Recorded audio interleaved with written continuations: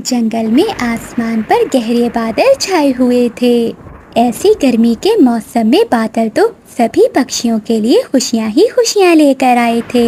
सभी पक्षियों की नजरें ऊपर आसमान पर थीं। वो सब बारिश का इंतजार कर रहे थे। फिर बादल जोर से गरजता है और तेज बारिश शुरू हो जाती है। मीना के पापा मीना को लेकर अंदर आ जाएं, बारिश बहुत तेज है। नहीं मम्मा, मैं तो कितने दिनों से बारिश का इंतजार कर रही थी। मुझे तो बारिश में नहाना है। मीना की मम्मा, कुछ नहीं होता, मीना को नहा लेने दो। ठीक है चंदू जी, मैं तो घर जा रही हूँ। ऐसी तेज बारिश में नहाने से बुखार भी हो सकता है। फिर मानो चिड़िया घर के अंदर चली जाती है। मीना और उसका पापा तेज बारिश में नहा रहे थे। चलो मीना, नदी पर चलते हैं, झरना देखने का बहुत मजा आएगा। पहाड़ों से बारिश का पानी गिर रहा होगा। ऐसे मीना और उसका पापा नदी की ओर चले जाते हैं। झरने पर बंटी कबूतर और उसका बेटा कीकी भी आए हुए थे। मीना, मुझे पता था कि तुम जरूर आओगी झरने पर, इसलिए तो मैं अपने पापा के साथ आया हूँ। फिर कीकी कबूतर और मीना चिड़िया दोनों झरने के पास चले जाते हैं। कबूतर यार, मेरी पत्नी तो बारिश से बहुत डरती है। हाँ, मुझे सब याद है। जब एक बार बारिश में चिड़िया का घर टूट गया था, वो तब से बहुत डरती है बारिश से। मैं तो बचपन से चिड़िया का दोस्त हूँ। ठीक है कबूतर, अब हमें घर जाना चाहिए, शाम होने वाली है। आ जाओ मीना बेटा, घर चलें, बारिश बहुत ठंडी हो गई है। फिर वो सभी वहाँ से चले जाते हैं। मैं कब से खिड़की से आपको देख रही हूँ, कहाँ चले गए थे आप? मम्मा मम्मा, हम झरने। चुप कर जाओ मीना, हम तो बाहर ही बैठे हुए थे। भला हमने कहाँ जाना था? मम्मा, मुझे चादर दे दे, मुझे ठंड लग रही है। फिर मम्मा चिड़िया अपनी बेटी के ऊपर चादर दे देती है। आज मुझे कबूतर ने बताया कि तुम बारिश से क्यों डरती हो। मीना के पापा, मैं वो रात कभी नहीं भूल सकती, जब मैं और मेरी मम्मा घर पर सो रही थी और हमारा घर अचानक पानी में बह गया। ऐसा हर बार नहीं होता, आप अपना डर दिल से निकाल दें। बारिश तो हम सब पक्षियों की जिंदगी है। अगर बारिश ना हो तो हम भला कैसे जिंदा रह सकते हैं? मम्मा, मेरे पंखों में बहुत दर्द हो रहा है। मम्मा चिड़िया जैसे ही अपनी बेटी को पंख लगाती है तो वो डर जाती है। मीना मेरी बेटी, तुम्हें तो बहुत तेज बुखार है। मीना के पापा, मैंने कहा था ना कि ऐसी तेज बारिश में घर आ जाएं। ये बुखार कैसे हो गया मीना को? बारिश में नहाने से थोड़ी ना बुखार होता है। पंखों में दर्द का तो मीना मुझे सुबह से बता रही थी। मैंने सोचा कि ठीक हो जाएगा। मम्मा, मेरा दिल घबरा रहा है। मम्मा चिड़िया तो रोने लग जाती है। मेरी बेटी क्या हो गया तुम्हें? आप चिंता ना करें, मैं बुलबुल से दवा ले आता हूँ। बुलबुल तो आज सुबह अपनी बहन के पास जा रही थी, वो तो घर में नहीं है। आप तो चुप कर जाएं, ऐसे रोने से क्या होगा? तुम चिंता ना करो, मैं पहाड़ों से बुखार दूर करने की जड़ी बूटी के पत्ते ले आता हूँ। मुझे अच्छे से पहचान है उन पत्तों की। देखिए जी, रात भी हो गई है और बारिश भी बहुत तेज है। आप ऐसी बारिश में भला कैसे जाएंगे? मैं सब देख लूँगा, बस तुम अपना और मीना का ध्यान रखना। फिर बाबा चिड़ा बारिश की परवाह किए बगैर ही अपने घर से उड़ता है।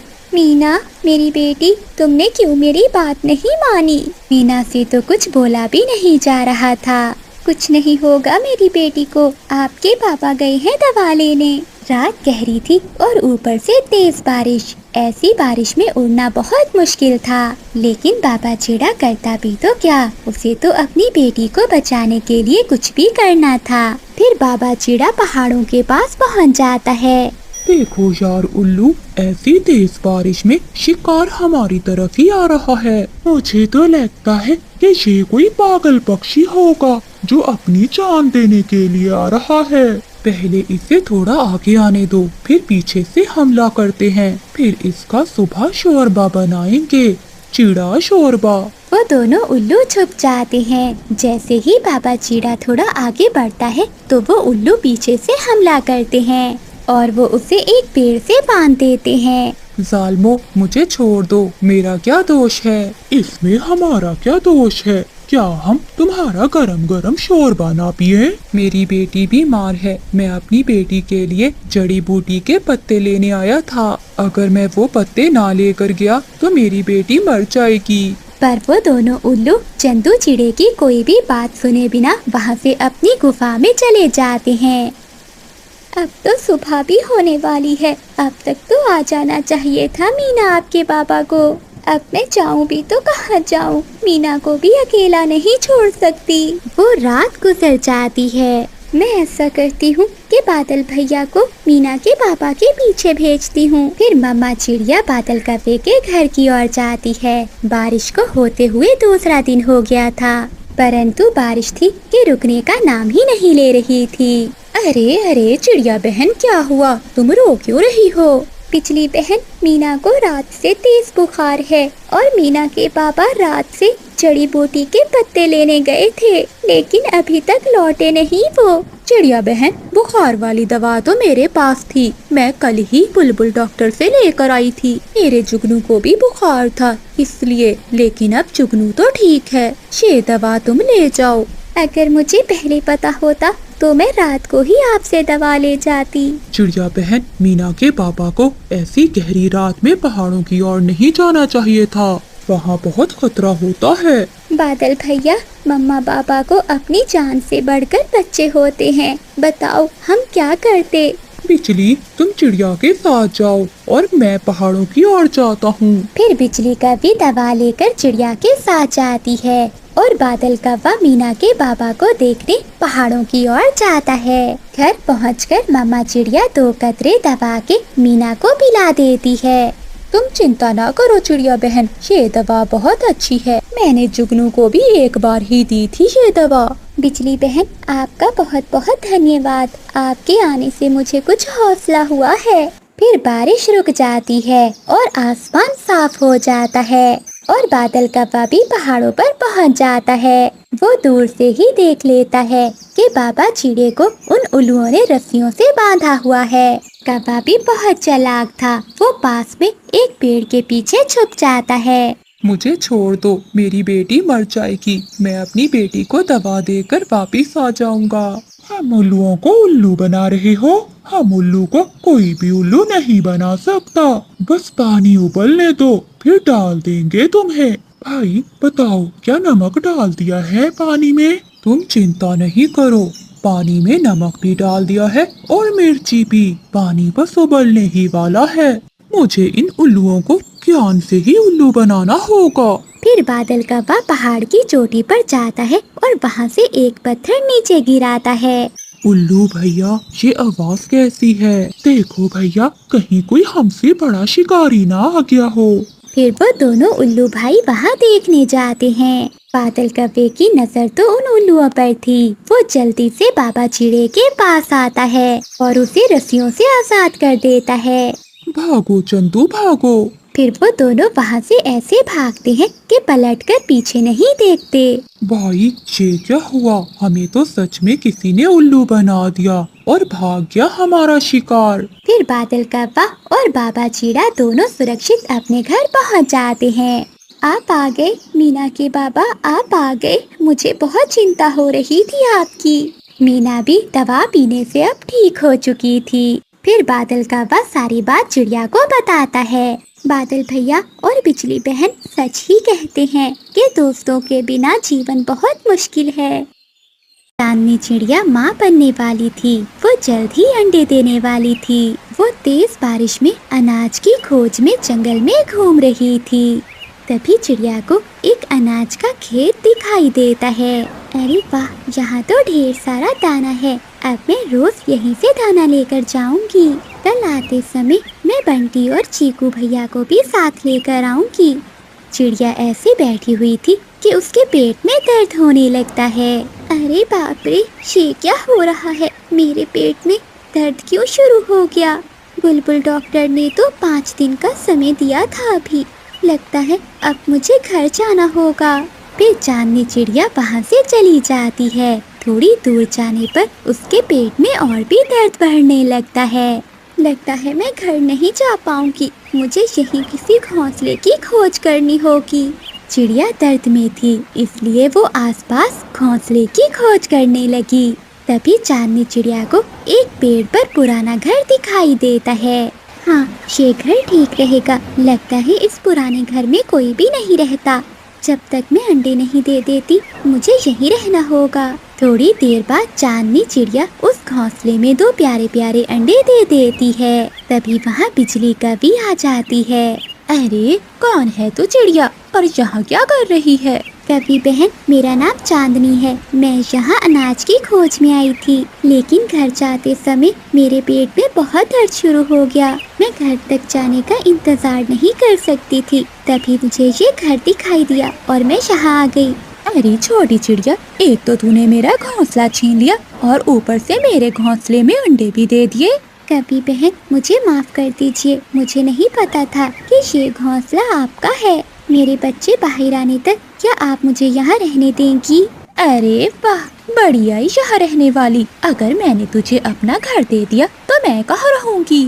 ऊपर से बारिश का मौसम चल रहा है। सुन ले चिड़िया, तू अभी अपने अंडे उठा और चली जा यहाँ से, नहीं तो मैं तेरे अंडे नीचे फेंक दूंगी। पहले ही जंगल में शिकारी चीलें घूम रही हैं। मैं किसी और मुसीबत में नहीं पड़ सकती।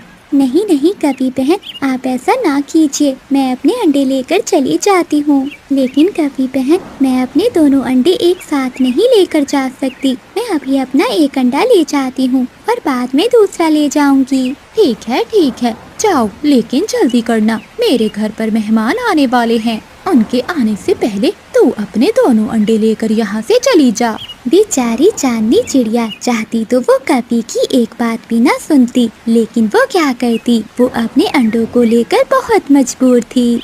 फिर वो अपना एक अंडा उठाती है और वहाँ से चली जाती है। अच्छा ही हुआ मैंने सुबह ये घोंसला देख लिया था। मुझे तो बना बनाया ही घर मिल गया। क्या पता ये किसका घोंसला है। अब वो छोटी चिड़िया इस अंडे को भी ले जाए और फिर आराम से सोऊंगी मैं। बिजली कवि वहाँ पर बैठी हुई थी कि तभी वहाँ एक शिकारी चील आ जाती है। अरे ओ पापी, तू मेरे घोंसले में क्या कर रही है? चील, वो मैं, मेरे पेट में दर्द हो रहा था। मजबूरी में अंडा देने के लिए मुझे यहाँ आना पड़ा। मुझे माफ कर दीजिए। मैं अपने अंडे को लेकर अभी यहाँ से चली जाती हूँ। अब तू कहीं नहीं जा सकती काफी। मैं इस घोंसले में अपने मारे हुए शिकार रखती हूँ। रोज तुम जैसे पक्षी मेरे इस घोंसले में ठहरने के लिए आते हैं। अगर एक बार कोई पक्षी यहाँ आ गया तो वापस नहीं जाता। अभी मुझे ज्यादा भूख तो नहीं है। पहले मैं तेरे अंडे को खाऊंगी और फिर रात में तुझे खाऊंगी। फिर शिकारी चील बिजली कवि को घर में बंद करके वो अंडा लेकर वहाँ से चली जाती है। वो चील अंडा लेकर जा रही थी कि तभी उसे सामने एक और चील आती हुई दिखाई देती है। अरे ये बिन बुलाई मेहमान मेरी और क्या करने आ रही है? मुझे ये अंडा छुपाना होगा, नहीं तो ये अंडा मुझसे लेकर खा लेगी। फिर चील वहाँ से दूसरी दिशा में मुड़ जाती है और वो उस अंडे को एक पेड़ की खोखर में ले जाती है। उस पेड़ की खोखर में पहले भी बहुत अंडे थे। वो चील वहाँ अंडा रख कर चली जाती है। थोड़ी देर बाद चांदनी चिड़िया वापस आ जाती है। वो दरवाजे की कुंडी खोलकर अंदर जाती है। क्या हुआ कवि बहन, मेरा अंडा कहाँ है? मुझे माफ कर दो चिड़िया, वो शिकारी चील तुम्हारा अंडा लेकर चली गई। मैंने तो तुम्हें पहले ही बताया था कि इस जंगल में शिकारी चीलें घूमती हैं। जिस बात का डर था वही हो गया। चिड़िया कर तो कुछ नहीं सकती थी, वो रो रही थी। फिर वो चुपचाप अपने घर की ओर चली जाती है। अरे बहुत तेज बारिश है। मैं ऐसा करता हूँ, उस पेड़ की खोखर में थोड़ी देर रुक जाता हूँ। फिर चीकू तोता उसी पेड़ की खोखर में चला जाता है जहाँ शिकारी चील ने अंडा रखा था। वो खोखर में जाकर बहुत डर जाता है। अरे ये मैं कहाँ आ गया? लगता है ये किसी शिकारी चील की खोखर है। तभी तो यहाँ बहुत सारे अंडे टूटे हुए पड़े हैं और यहाँ ढेर सारे अंडे भी हैं। लगता है शिकारी चील ने अंडे खाने के लिए ही रखे होंगे। अरे ये क्या? ये तो हमारा अंडा है जो कल हमारे घोंसले से चोरी हो गया था। मैं अपना अंडा लेकर यहाँ से चला जाता हूँ। फिर मिठू तोता अपना अंडा लेकर वहाँ से चला जाता है। चांदनी चिड़िया अपने घर पे बैठी हुई थी कि तभी चिंकी तोती आ जाती है। क्या हुआ चांदनी बहन, आप ऐसे क्यों रो रही हो? फिर चांदनी चिड़िया सारी बात बताती है। क्या बताऊं चिड़िया बहन, कल मेरा भी एक अंडा चोरी हो गया था। लगता है वो अंडा भी शिकारी चील ही चुरा कर ले गई होगी। तभी वहाँ पर बुलबुल भी आ जाती है। बुलबुल बहन, आप क्यों रो रही हैं? क्या बताऊं चिड़िया बहन, अभी एक शिकारी चील मेरे 2 अंडों को उठा कर ले गई। इतने सालों बाद तो मैं माँ बनने वाली थी। तभी चीकू तोता चिड़िया के घर आता है। चीकू जी, ये तो हमारा अंडा है, ये आपको कहाँ से मिला? फिर चीकू तोता सारी बात उन्हें बताता है। और वहाँ ढेर सारे अंडे भी थे, उन्हीं अंडों में मेरा अंडा भी था। बस मैं अपना अंडा लेकर वहाँ से भागते हुए आ गया। चिड़िया को सारी बात समझ में आ जाती है। बुलबुल, हो ना हो हमारे अंडे भी वही होंगे, हमें जाकर देखना चाहिए। हाँ चिड़िया, जल्दी करो, इससे पहले कि वो चील उस खोखर में जाकर वो अंडे खा ले। तुम अपने अपने अंडे ले आओ। चीकू भैया, हमें सावधानी से काम लेना होगा। मेरे पास एक योजना है। फिर चांदनी चिड़िया की योजना के अनुसार चीकू तोता वहाँ से चील के पास जाता है। चील पहले से ही उस खोखर के बाहर बैठी हुई थी। अरे वाह, सुनहरी चील ने मुझे अंडों के बदले में कितना सारा भोजन दिया है। ये तोता कौन सी अंडों की बातें कर रहा है, जरा जाकर पूछती हूँ। अरे तोते, कौन से अंडे? क्या सुनहरी चील को तुमने कौन से अंडे दिए हैं? हाँ, मैंने अभी सुनहरी चील को शुतुरमुर्ग के 2 बड़े बड़े अंडे दिए हैं। बदले में उसने मुझे ये भोजन दिया है। क्या कहा? शुतुरमुर्ग के अंडे? वो तुम्हें कहाँ मिले? यही पास में ही है। उन अंडों की माँ मर गई है, अब वो अंडे ऐसे ही पड़े हैं। ये सुनकर चील लालच में आ जाती है। तोते, क्या तुम मुझे वहाँ ले जाओगे? ले तो मैं जाऊंगा, लेकिन बदले में मुझे क्या मिलेगा? तोते, उन अंडों के बदले मैं तुझे 2 बोरी अनाज की दूंगी। 2 बोरी अनाज? तो ठीक है, चलो मेरे पीछे। फिर चीकू तोता चील को लेकर वहाँ से चला जाता है। चील के जाते ही सभी पक्षी उस खोखर से अपने अपने अंडे लेकर चले जाते हैं। चील दी, वो देखे, वो रहे शुतुरमुर्ग के अंडे। आप आराम से अंडे खाएं, अब मैं घर चलता हूँ। फिर चीकू तोता वहाँ से चला जाता है और वो शिकारी चील अंडों को खाने लगती है। वो उन अंडों को चोंच मारती है। अरे, ये अंडा टूट क्यों नहीं रहा?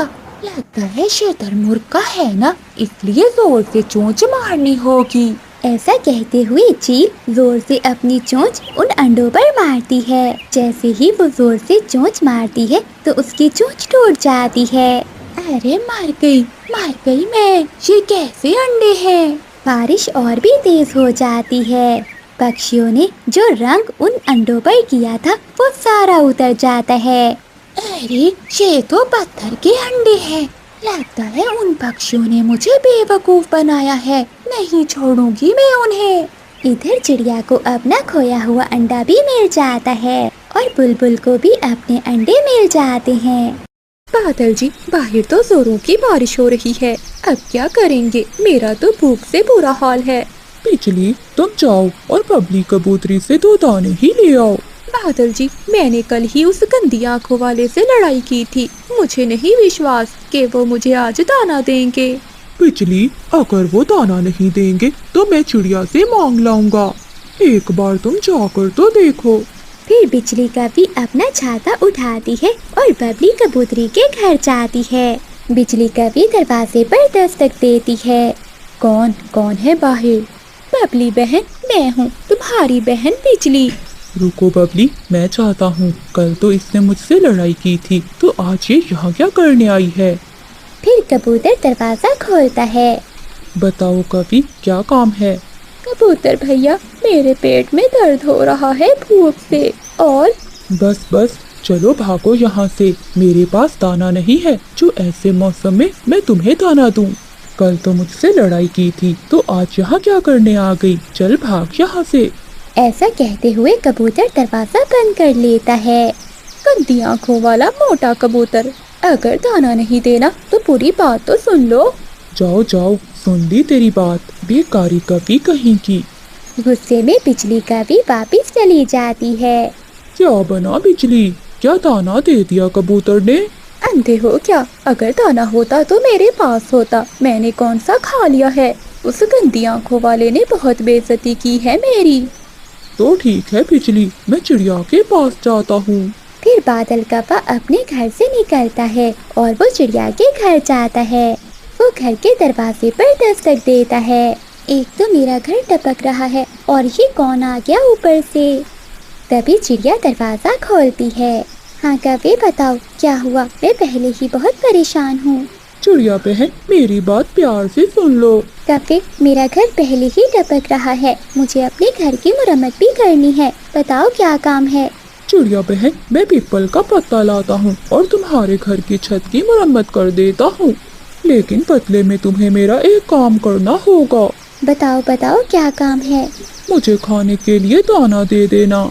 ठीक है, दाना तो मैं तुम्हें दे दूंगी, लेकिन बाद में, पहले मेरे घर को ठीक करके दो। ठीक है चिड़िया, मैं अभी जाता हूँ और पेड़ के बड़े बड़े पत्ते लाता हूँ। फिर बादल कौवा जल्दी से उड़ता है और वो घने जंगल की ओर जाता है। कौवा पीपल के पेड़ पर जाता है और कुछ पत्ते तोड़ लेता है। इस पापी पेड़ की खातिर मुझे क्या क्या करना पड़ता है। ऐसे काम करने से तो मेरी भूख और भी बढ़ गई है। फिर बादल कौवा पीपल के पत्ते लेकर चिड़िया के घर की ओर जाता है और चिड़िया के घर की छत पर बैठकर पीपल के पत्ते अच्छे से लगा देता है। ये तो कमाल हो गया, मेरे घर की छत ठीक हो गई। ऐसा कहते हुए चिड़िया घर से बाहर आती है। चिड़िया बहन बताओ, छत ठीक हुई कि नहीं? बादल भैया, तुमने तो कमाल कर दिया, मेरे घर की छत तो ठीक हो गई है। आओ मैं तुम्हें दाना देती हूँ। फिर चिड़िया बादल कौवे को अपने घर के अंदर ले जाती है। बादल भैया, मेरे पास दाना तो नहीं है, लेकिन ये एक पका हुआ आम है, तुम ये मीठा आम ले जाओ।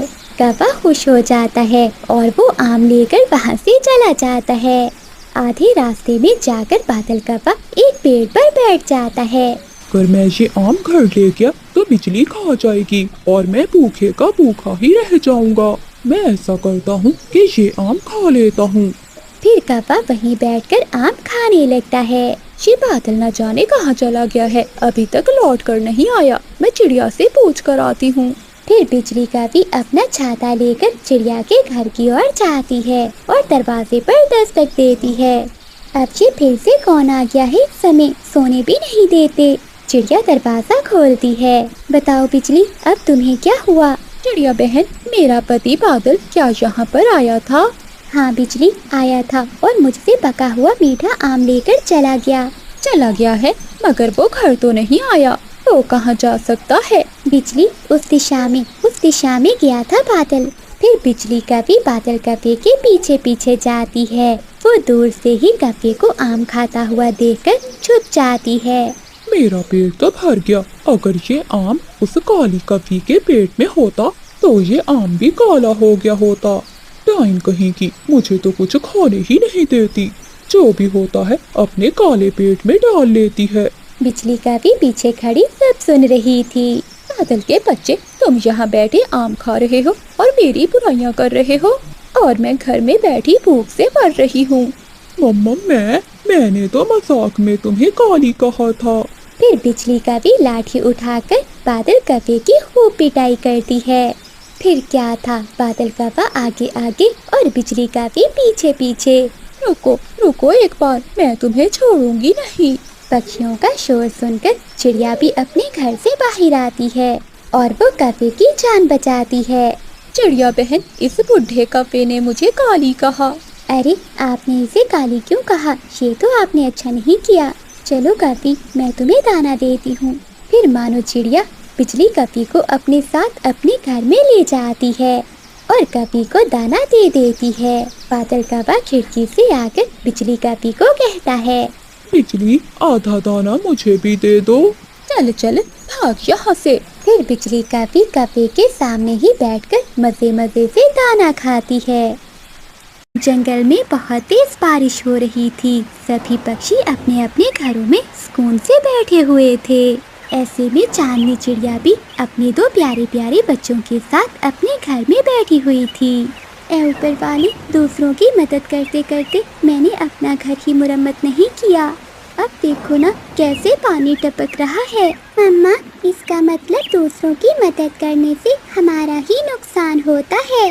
नहीं बच्चों, दूसरों की मदद करने से कभी हमारा नुकसान नहीं होता। बच्चों, तुम देखना, बारिश रुकने पर मैं सभी पक्षियों से मदद लूंगी और अपने घर की छत की मरम्मत कर लूंगी।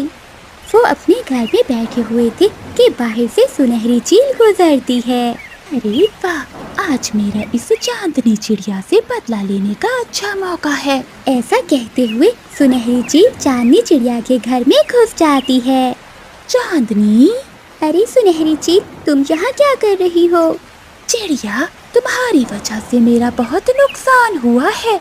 जब से तुम इस जंगल में आई हो, तुमने सभी पक्षियों को एक कर दिया है। अब मैं किसी पक्षी में भी लड़ाई नहीं करवा पाती, इसलिए अब मुझे ठीक से शिकार भी नहीं मिलता। सुनहरी चील, तुम यहाँ से चली जाओ, मैंने कोई गलत काम नहीं किया। आप देखना चांदनी, तुम्हारी ये दया दिली तुम्हें कितना नुकसान पहुँचाती है। ऐसा कहते हुए चील चांदनी चिड़िया के दोनों बच्चों को उठाकर बाहर ले जाती है। बाहर जाकर वो दोनों बच्चों को नदी में फेंक देती है। छोड़ दो चील, मेरे बच्चों को छोड़ दो।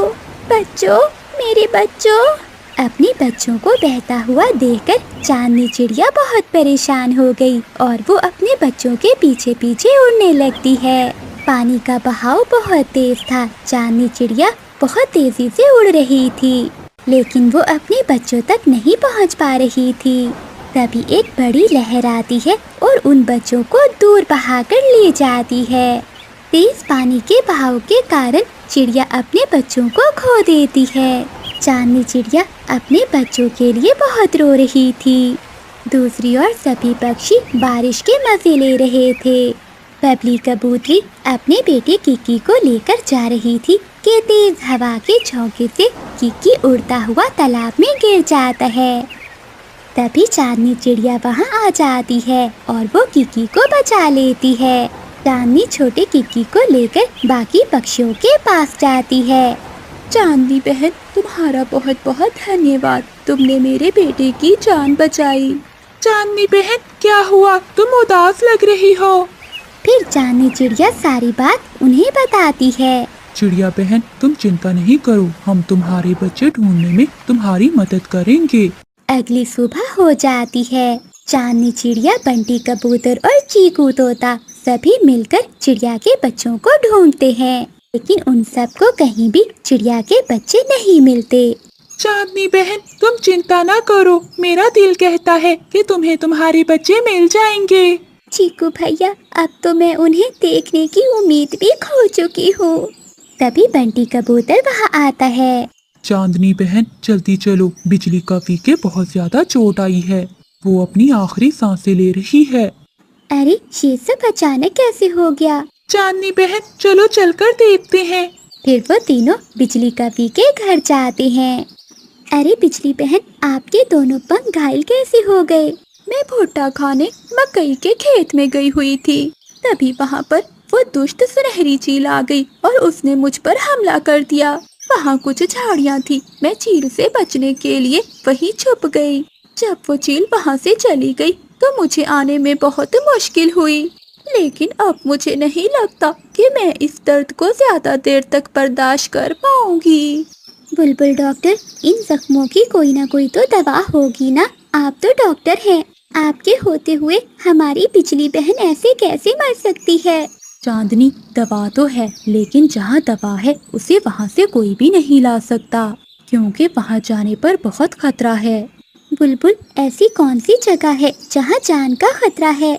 लाल गुफा के पार एक बड़ा पेड़ है जिसके ऊपर लाल रंग के फूल खिलते हैं। अगर उस फूल का रस बिजली के पंखों पर लगा दिया जाए तो ये ठीक हो सकती है, लेकिन उस लाल गुफा से हमारी नदी का पानी गुजरता है। वो आधी गुफा तो पानी से भरी हुई है। जब पानी का बहाव ज्यादा होता है तो वो पूरी गुफा पानी से भर जाती है, इसलिए मैं भी वहाँ कभी नहीं गई। हो सकता है कि जब जाएं तो वहाँ पानी कम हो, लेकिन जैसे ही बहाव ज्यादा हुआ तो वहीं मर भी सकते हैं। मैं उस गुफा में जाऊंगी और वो लाल फूल लेकर आऊंगी। चांदनी, हम तुमको ऐसा करने नहीं दे सकते। नहीं चिंकू भैया, आप मुझे मत रोके। वैसे भी मेरे बच्चे तो अब नहीं रहे। अब मुझे अपनी जान की भी कोई परवाह नहीं है। ये देखकर सभी पक्षी हैरान हो जाते हैं और चांदनी चिड़िया वहाँ से नदी की ओर उड़ जाती है। काफी देर उड़ने के बाद उसे वो लाल गुफा मिल जाती है। अरे ये सच में गुफा आधी से ज्यादा तो पानी से भरी हुई है, लेकिन मुझे बिजली कवि की जान बचानी होगी, अंदर जाना ही होगा। ऐसा सोचते हुए चांदनी गुफा के अंदर चली जाती है और वो आगे ही आगे बढ़ती जा रही थी। कुछ देर उड़ने के बाद वो गुफा की दूसरी ओर एक बाग में पहुंच जाती है। अरे वाह, यहाँ तो बहुत सुंदर बाग है। तभी चिड़िया को वो पेड़ मिल जाता है जिसके ऊपर लाल रंग के फूल लगे हुए थे। लगता है यही वो लाल फूल हैं। चिड़िया वो फूल तोड़ लेती है और वापस जाने लगती है। तभी चांदनी को जमीन पर कुछ पंजों के निशान दिखाई देते हैं। ये निशान तो किसी पक्षी के लगते हैं, जैसे कोई छोटे बच्चे हों। चांदनी चिड़िया निशानों का पीछा करते हुए एक गुफा में चली जाती है। माँ, माँ। चांदनी चिड़िया की आंखों में आंसू आ जाते हैं जब वो अपने बच्चों को देखती है। मेरे बच्चे, मेरे बच्चे। माँ, हमें विश्वास था आप हमें लेने जरूर आएंगी। बच्चों, ऊपर वाले का लाख लाख शुक्र है कि तुम मुझे वापस मिल गए। चांदनी चिड़िया वो लाल फूल लेकर और अपने बच्चों को लेकर वापस लौट आती है। अरे वो देखो, चांदनी चिड़िया आ गई। बुलबुल बहन, ये लीजिए वो लाल फूल। फिर बुलबुल उस फूल का रस बिजली कवि के पंखों पर लगा देती है। अब मुझे बहुत आराम मिल रहा है। चांदनी बहन, तुम्हारा बहुत बहुत धन्यवाद। चिड़िया बहन, तुम्हारे बच्चे? हाँ बिजली बहन, मेरे बच्चे मुझे वापस मिल गए। बादल जी उठ जाओ, अब जाओ जंगल से भोजन ले आओ। अगर देर हो गई तो सभी पक्षी दाना ले जाएंगे और हमें कुछ भी नहीं मिलेगा। उठ गया बिजली, क्यों इतना शोर मचा रही हो? कभी भी मीठी नींद सोने नहीं देती। जा रहा हूँ मैं जंगल। इतना कहकर बादल कौवा अपने घर से निकल जाता है। कौवा दाना ढूंढ ही रहा था कि तभी उसे किसी के पीछे से आने की आवाज सुनाई देती है। अरे ये तो सुनहरी चील है। अगर इसने मुझे अपने पंजों में दबोच लिया तो मुझे जिंदा खा जाएगी। बचाओ, बचाओ। ऐसा कहते हुए कौवा वहाँ से भागता है। वहीं सुनहरी चील भी बादल कौवे के पीछे लगी हुई थी। कहाँ जाएगा कौवे? आज तो मेरा नाश्ता तुमसे ही होगा। बादल कौवा भागता हुआ एक गुफा में पहुँच जाता है। बच गया, आज तो बच गया। न जाने ये चील मेरा कब पीछा छोड़ेगी। ऐसा करूँगा, कल भोजन ढूंढने जंगल के दूसरे हिस्से में जाऊँगा। कौन हो तुम और मेरी इजाजत के बिना मेरी गुफा में कैसे आए? कौन हो तुम? तभी भूरा उल्लू सामने आता है। अरे भूरे यार, तुमने तो मुझे डरा ही दिया। क्या हुआ कौवे, यहाँ कैसे आना हुआ? उल्लू यार, वो सुनहरी चील जब देखो मेरे पीछे ही पड़ जाती है। लगता है मुझे जीने नहीं देगी। अच्छा यार, अब मैं चलता हूँ। बिजली मेरा इंतजार कर रही होगी। ऐसा कहते हुए बादल कौवा अपने घर लौट जाता है। आ गए तुम? आज फिर खाली पंखों आए हो? क्या करूँ बिजली, कुछ मिला ही नहीं। बिजली, आज रात के बचे हुए 2 दाने खाकर ही सो जाते हैं। फिर वो पति पत्नी 2 दाने खाकर ही सो जाते हैं। अगली सुबह बादल कौवा भोजन की खोज में जंगल के दूसरे हिस्से में जाता है।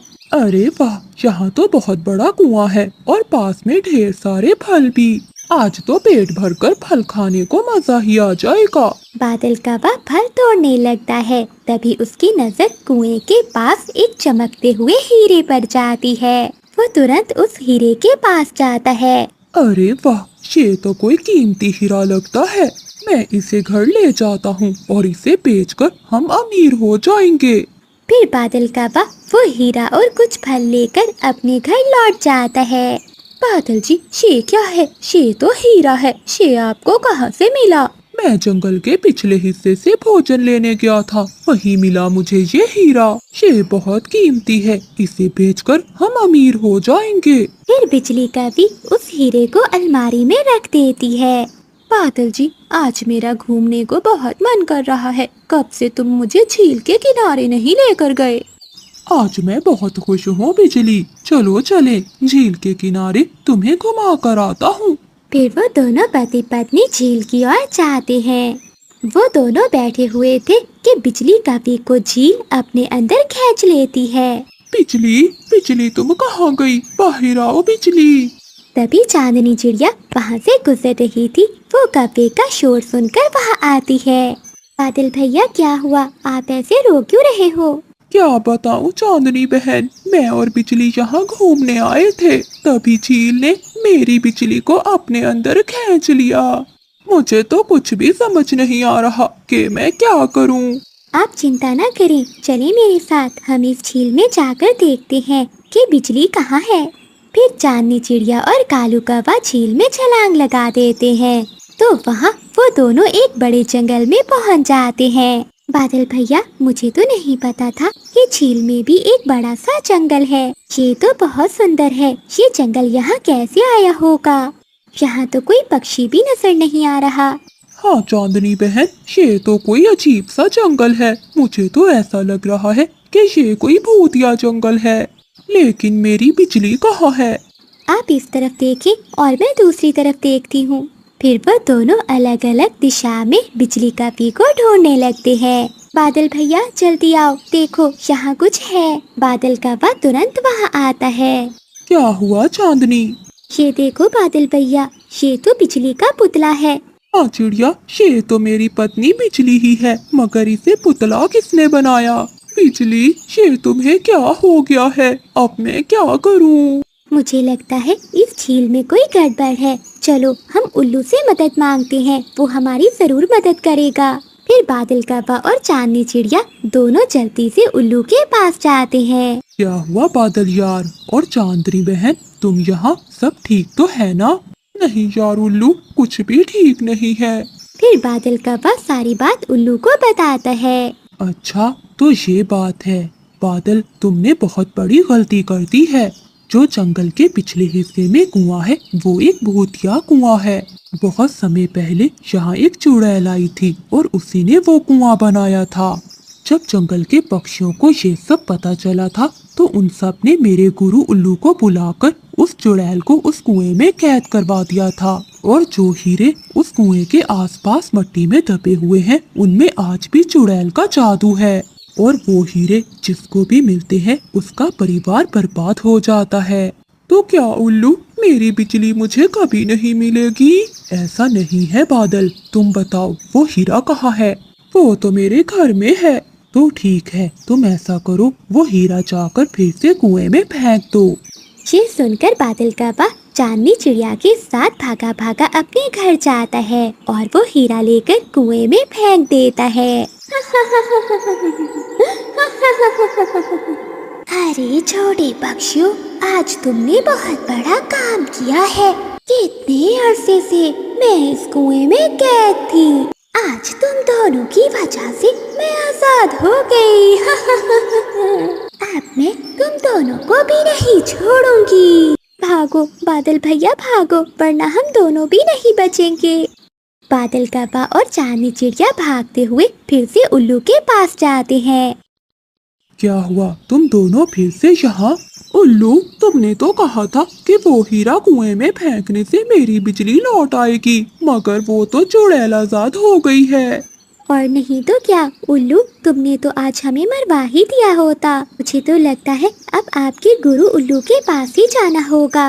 अब वही है जो हमारी मदद कर सकते हैं। फिर वो सब वहाँ से उल्लू के गुरु बड़े उल्लू के पास जाते हैं। ये तुम्हारे लालच का फल है बादल काफे, तुम्हें उस हीरे को नहीं उठाना चाहिए था।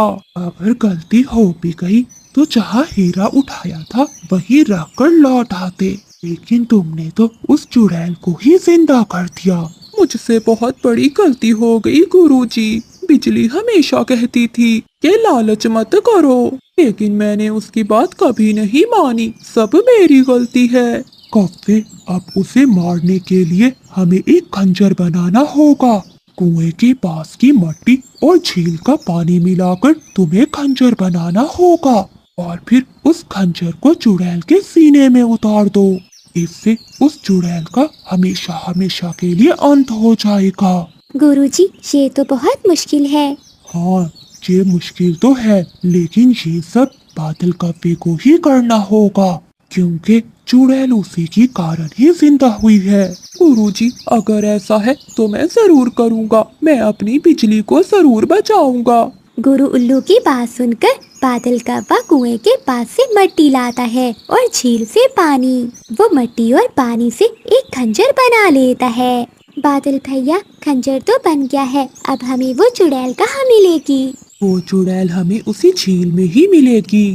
फिर भूरा उल्लू, चांदनी चिड़िया और बादल कौवा तीनों झील में छलांग लगा देते हैं। चुड़ैल बिजली के पुतले के साथ ही बैठी हुई थी। अच्छा, तो तुम अब छोटे पक्षी यहाँ तक भी आ गए? ये तो बहुत अच्छा हुआ, अब मैं तुम सबको खाऊंगी।